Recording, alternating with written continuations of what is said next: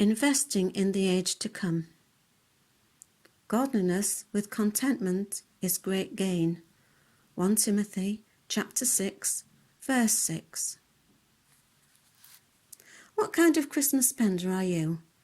Are you the budgeting type who has a spreadsheet each year, weighing up the cost of food while also keeping each child's gift list balanced?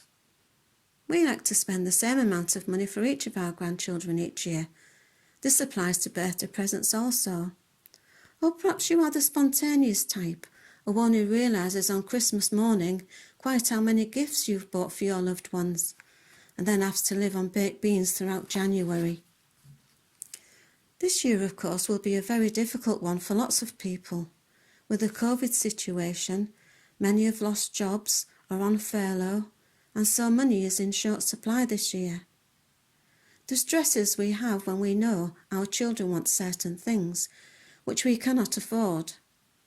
It is not easy to withstand the temptations all around us this time of year, especially the Christmas adverts that seem to say, if you love someone, buy them this.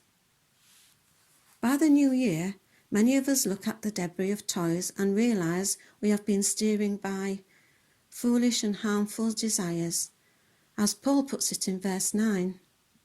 But those who desire to be rich fall into temptation and a snare, and into many foolish and harmful lusts, which drown men in destruction and perdition.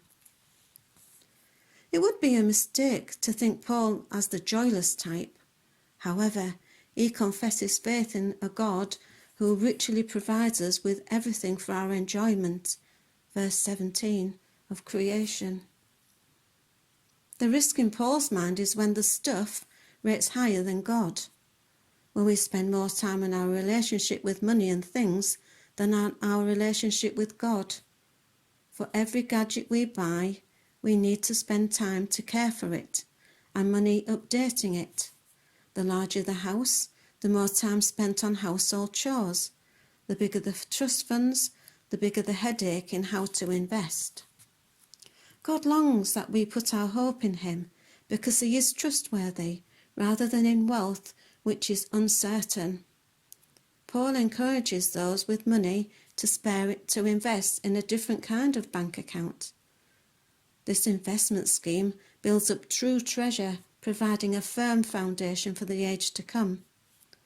Paul promises not just a fantastic return on this investment, but also the gift of life that is truly life. How do we deposit into this high interest scheme? It's a 3-point process. 1. Do good and be rich in good deeds. 2. Be generous. 3. Be willing to share. If these words are making you feel uncomfortable and you feel resistance in your heart, look at verse 6 again. Godliness with contentment is a great gain. Contentment means the ultimate acceptance of yourself and surroundings, past and future. Trust in God because he has given you everything you need for this moment in time.